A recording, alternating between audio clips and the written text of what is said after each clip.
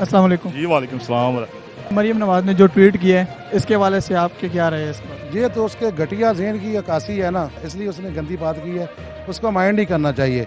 باقی وہ شہید ہیں، اللہ تعالیٰ ان کو جنت میں جگہ دے۔ ہمیں زندگی کا بھی مسئلہ نہیں ہے، جان دینی پڑے گی تو انشاءاللہ اللہ کے حکم سے دیں گے، یہ صرف باتیں نہیں ہیں۔ یعنی بڑا غلط ہے، زندہ جب تک انسان رہتا ہے نا یہ باتیں چلتی ہیں، جب آدمی اس دنیا کو چھوڑ کر چلا جاتا ہے میرا خیال میں اس وقت یہ بات نہیں کرنی چاہیے۔ غلط کیا ہے، اس کو پتہ ہی نہیں جو ہے نا بات کرنے کا، اور نہ اس کو جو ہے نا پتہ ہے جو ہے نا بات کس طرح کی جاتی ہے، اس لیے جو ہے نا ایسی بات نہیں کرنی چاہیے۔ غلط کیا ہے، جو اپنا شہید ہو جاتے ہیں ان کے بارے میں ایسا بولنا نہیں چاہیے، جو اس نے کیا ہے یہ بہت زیادہ غلط کیا ہے۔ مریم نواز نے جو بھی کیا ہے غلط کیا، اسے ایسے نہیں بولنا چاہیے کسی کے خلاف۔ جو اب وہ شہید ہو گئے ہیں، دیکھیں افسوس ہونا چاہیے، زندگی میں سب کے ساتھ اونچ نیچ ہوتی ہے، لیکن اس طرح کے فضول ٹویٹ نہیں کرنے چاہیے۔ وہ عورت ہے، ہم عورت کی رسپیکٹ کرتے ہیں، خان صاحب نے بولا عورت کی رسپیکٹ کرو، ہم اس کی رسپیکٹ کرتے ہیں، اس کو چھوڑ دیں، وہ اس قابل ہی نہیں ہے۔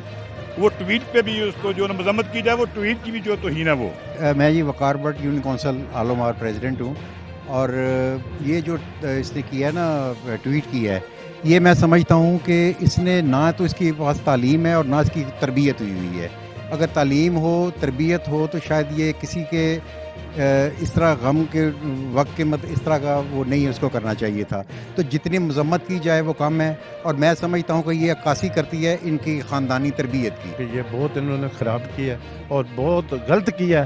یہ جو بکواس کر رہی ہے جی ایسے، وہ شہید ہیں، وہ ہو گئے ہیں، اس وقت شہید زندہ ہوتا ہے، ٹھیک ہے، تو وہ زندہ ہیں، ٹھیک ہے، ہم بھی ان کے جو بیٹے ہیں، بیٹی ہیں، جو بھی ان کے ہیں ان کے ساتھ ہیں۔